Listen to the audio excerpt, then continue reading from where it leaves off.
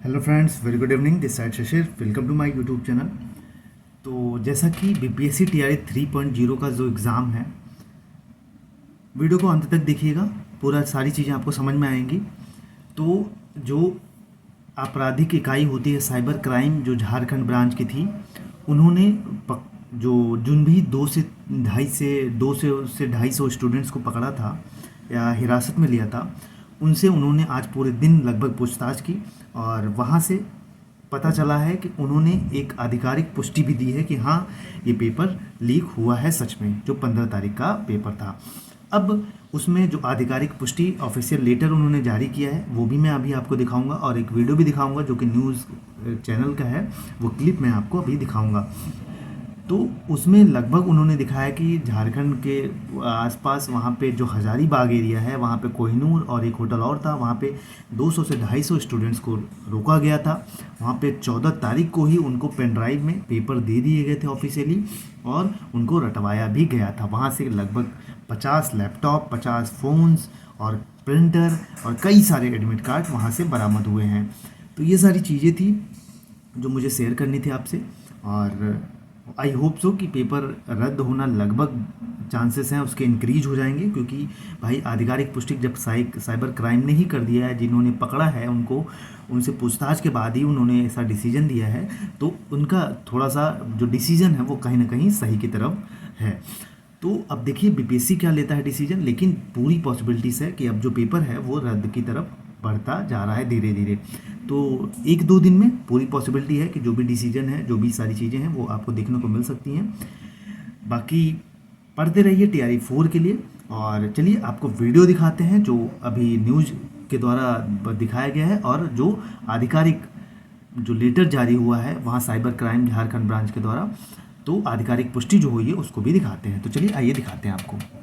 शिक्षक बहाली भर्ती परीक्षा के तीसरे चरण को लेकर एक बहुत बड़ा खुलासा सामने आया है। आर्थिक अपराध इकाई की टीम ने इस बात का खुलासा किया है कि परीक्षा जो 15 मार्च को आयोजित की गई थी, उसके पहले ही यानी 14 मार्च को ही क्वेश्चन पेपर जो था वो आउट हो गया था, और हजारीबाग में तकरीबन 270 अभ्यर्थी जो पकड़े गए हैं, उनके पास क्वेश्चन पेपर उपलब्ध था, आंसर सीट जो था वो उपलब्ध था, और संगठित गिरोह के कई सदस्य जो हैं वो भी गिरफ्त में आए हैं, और पूछताछ में कई चौंकाने वाले खुलासे हुए हैं।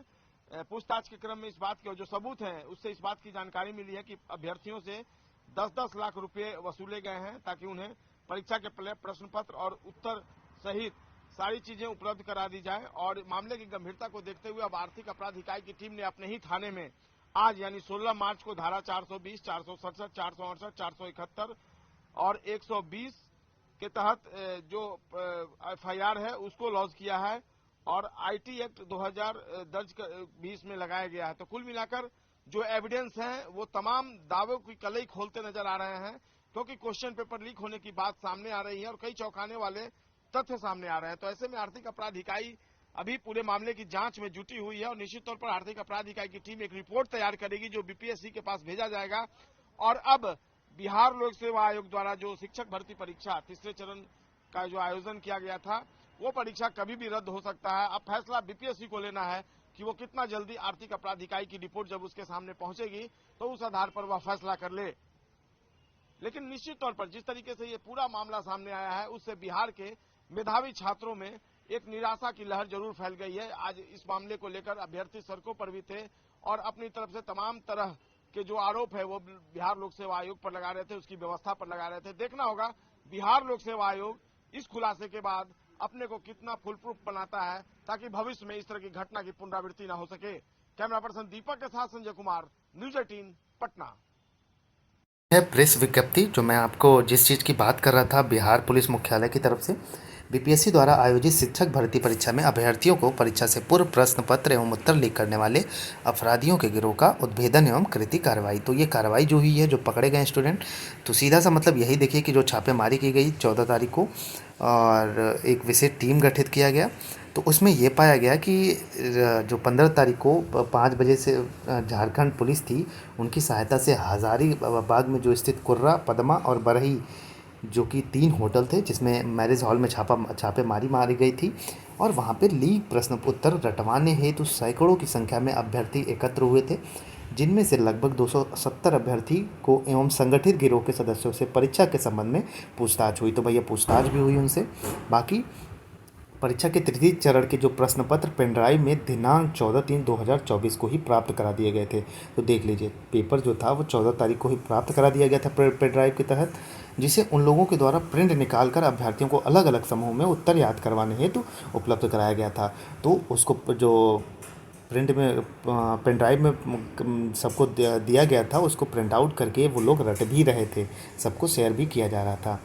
तो छापेमारी एवं प्रारंभिक पूछताछ के बाद उक्त प्रश्न पत्र को परीक्षा उपरांत बीपीएससी के कार्यालय से प्रश्न पत्र की प्रति से मिलान किए जाने पर हूबहू वही, मतलब मिलान किया गया तो हूबहू वही आंसर था। तो भाई 14 को ही लीक हो गया, तो इसका सीधा सा मतलब है कि पेपर अब रद्द होने की तरफ बढ़ रहा है। तो जिससे प्रमाणित होता है कि दिनांक 15/3/2024 को बीपीएससी द्वारा आयोजित शिक्षक भर्ती परीक्षा का प्रश्न पत्र किसी स्तर से परीक्षा पूर्व उपरोक्त गिरोह के सदस्यों द्वारा प्राप्त कर लिया गया था। तो इसमें यह भी आधिकारिक पुष्टि हुई गई कि जो पेपर है वो पहले ही मिल गया था। तो ये सारी चीज़ उनके मेल, 50,000 रुपये, लगभग 50 mobile, laptop, printer, pen drive आदि पटना, बिहार एवं हजारीबाग झारखंड से मिला गया है। तो ये सारी चीज़ें थी। तो अब लगता है कि पेपर रद्द ज़रूर हो जाएगा। बाकी देखते हैं, बीपीएससी के ऊपर पूरा डिपेंड है। बाकी वीडियो को देखने के लिए धन्यवाद। जय हिंद, जय भारत। तो वीडियो को में आप लोगों ने देखा होगा कि कैसे ही ये सारी चीज़ें हुई हैं और आधिकारिक पुष्टि थाने के पास से वहाँ न्यूज़ चैनल पे दिखाया जा रहा है। तो ये सारी चीज़ें हैं। तो ये ऑथेंटिसिटी है इसकी, कहीं ना कहीं ये सच है और ये लगभग प्रूफ हुआ भी कि हाँ सच में ये पेपर वायरल हुआ था और लीक भी हुआ था। तो बाकी देखिए अब क्या बीपीएससी डिसीजन लेता है, इस पर पूरा मामला डिपेंड रहेगा और 1 से 2 दिन में हमको आधिकारिक इसका डिसीजन भी देखने को मिल जाएगा। बाकी जय हिंद, जय भारत। अगर इस चैनल पर नए हैं तो इस वीडियो को ज़्यादा से ज़्यादा शेयर करिए, लाइक करिए, सब्सक्राइब करिए और तैयारी 4 के लिए लग जाइए। जय हिंद, जय भारत।